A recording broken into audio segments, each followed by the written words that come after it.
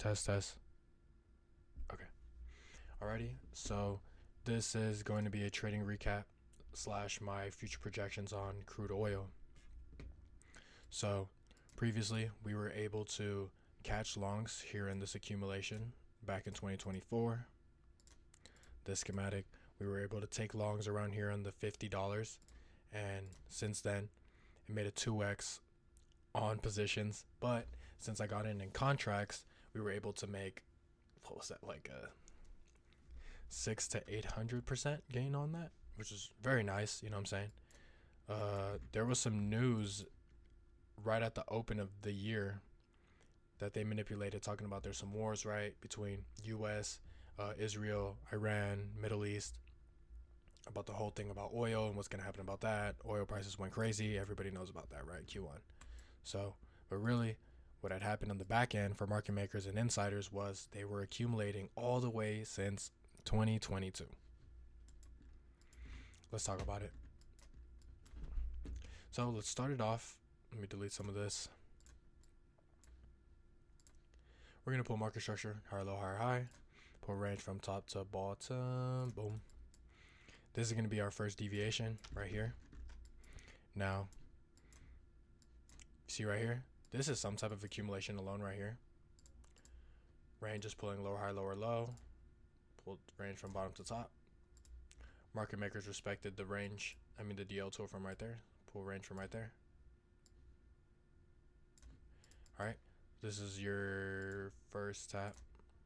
This is your second tap. This down here would be your third tap, which confirmed, finished the Wyckoff, boom, right there. That's your TP. But really, on the higher time frame, it was just to confirm the higher time frame range touched equilibrium here back in September 2023. Oh yeah, and market makers from the second tap going into the third deviation, they created a low time frame short to bounce back up to finish off the Wyckoff to confirm the range. Now we're gonna extend the model going on throughout the years. Extendo. Now, as we can see right here,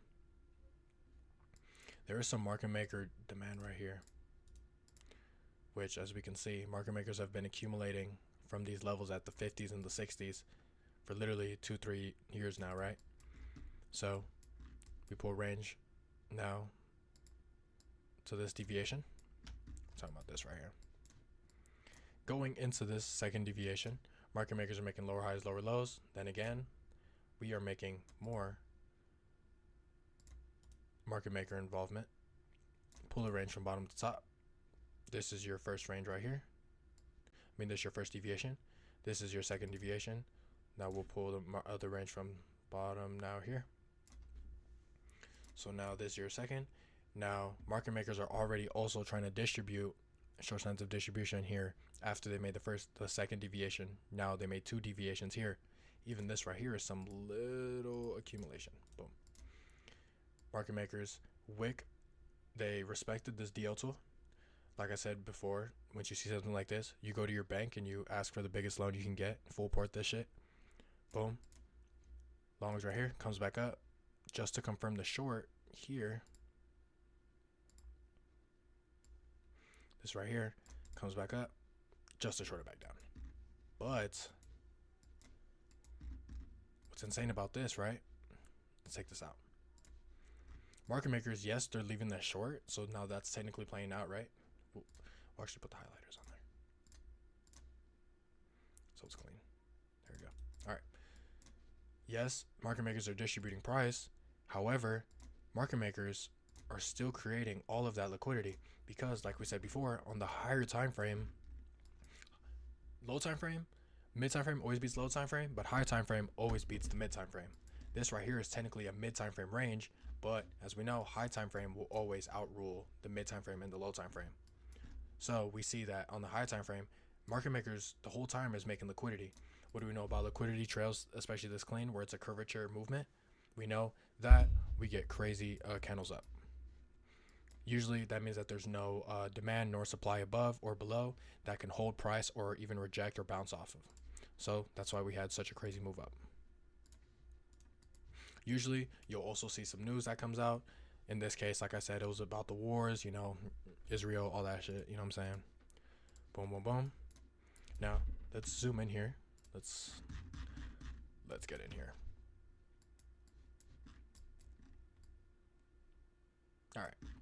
So market makers, when they made the second tap, market makers also made this extreme demand right here. This right here is extreme demand. So what I knew when I saw that, where was I? I was right here. Yeah, somewhere around here. When they were creating this low time frame accumulation, I knew that market makers at some point were going to have to create some type of extreme demand bounce off of this to make another accumulation, because this was just a first tap, right? This on the mid time frame is technically just a first tap of the accumulation. So now you're going to pull this range, extend it, second deviation, pull range down here. Boom. Market makers made this extreme demand on top of this mid time frame accumulation, right? So now here in October, market makers shorted on a low time frame, came back up to confirm the overall short to come down here to create this. Oh my gosh, let me go even deeper because this is super important. All right, so you got your market maker demand right here. I wanted them to come for this, right? And I wanted them to come for this as well. This right here is extreme demand. Not only the market makers made that, what the fuck? Hold on. Let's calm down for a minute. All right, boom. Market makers made this extreme demand. This third deviation, this internal mid time frame Wyckoff was to, the point of it was to create this was to grab this extreme liquidity right here. Boom. So now this was the third tap for the highest time frame model. You have extreme demand, comes, taps right here. We'll delete this so we can redo it. We'll do the work. This is a distribution, but really just to create another schematic. This is your first deviation right here. This is your second deviation right here. Tapping into that demand, but like I said before, we want it to touch that liquidity. Boom, came down, touched the demand, accumulated even down here.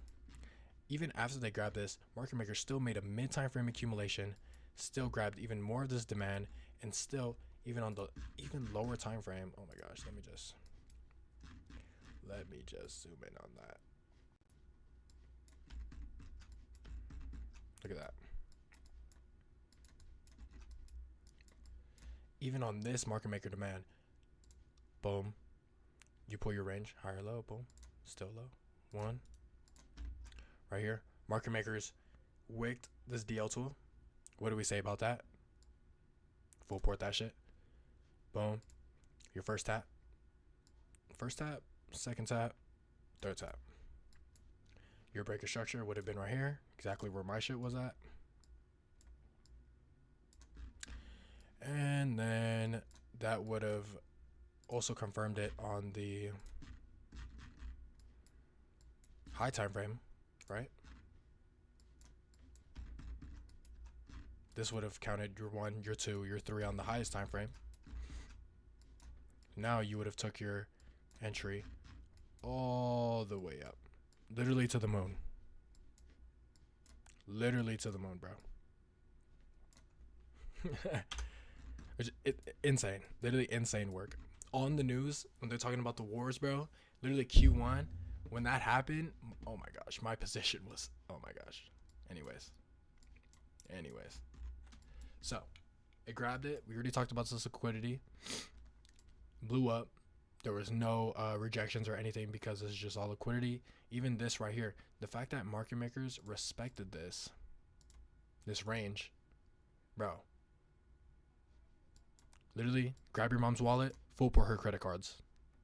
I'm not even kidding, bro. Generational wealth right here could have been made. Boom, you go up. Now it wicked right here on the bodies. That's actually crazy. I didn't notice that. Look at that. On these body candles, market makers wick the bodies of that.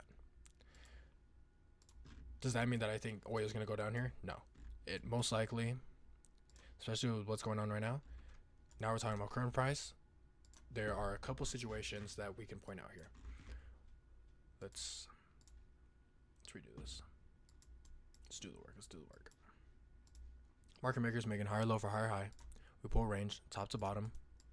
Market makers respecting the DL tool. What do we say about this? Grab your mom's credit card. Boom. We pull it to your second deviation here. Even this little thing right here is a formation of a accumulation. Now, get your first tap, your second tap. This is some type of distribution as well.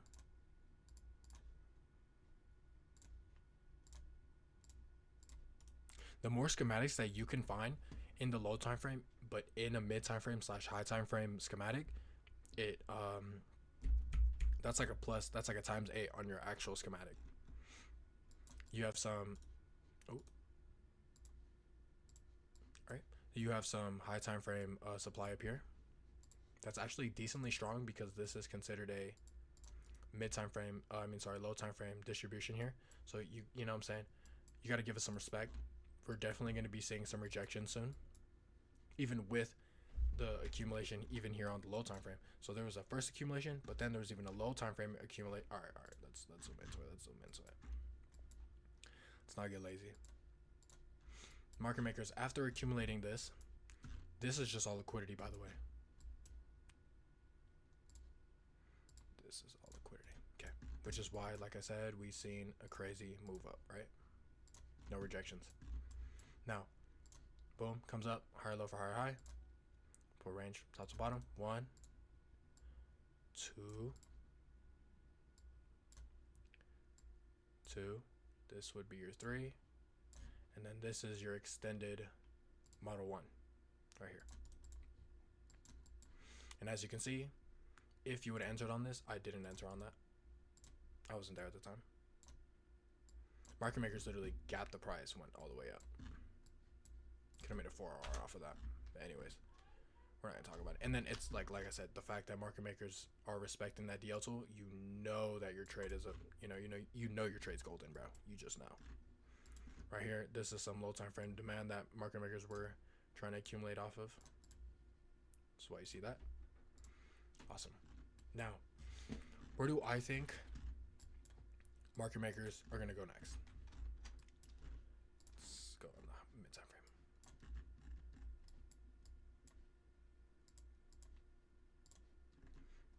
Now, technically, what I kind of want, what's happening right now is kind of like sideways price action. Not really doing anything right now. It's kind of just touching in between ranges. What it looks like is happening is it's probably going to short, but mid time frame is really going to come back up. So there's a couple scenarios that we can say. One being comes down a little bit just to come back up. It's going to reject off of the supply because, like I said, this is really strong supply. I would like to see distribution schematics to come back down. However, I want it to leave decent, like it needs to be a nice liquidity trail down, because on the mid time frame, remember, we're still looking for longs, right? We still have our first tap, we still have our second tap. So if it can follow this nice liquidity trail going down as it rejects off of the supply, makes the distribution right here, comes back down, this becomes our third tap, high time frame. On confirmations, breaker structures, of course, I would like to see come back up. And from there, it's literally just going to be up because of this liquidity trail. It's too tight. It's like that. And then breaker structure. Either that, or what also could happen is because, boom, if you look on the highest time frame again, this is your first tap, this is your second tap, this is your third tap, but technically this could be your extended model 2. You know what I'm saying? So, and because of all of this, you can argue because of all of this extra market maker accumulation, market makers filled their filled their positions, and bro, to be honest, this shit can just reject just to go back up, and we literally don't even get that second tap. We don't even get that third tap for this mid time frame walk off at all, and it just goes up, and everybody complains again about gas prices. Hopefully not. Hopefully we see it come down a little bit. We get a nice little relief, and then it comes back up, and then that'll be nice. I'll be able to enter on that. But yeah, got two scenarios going.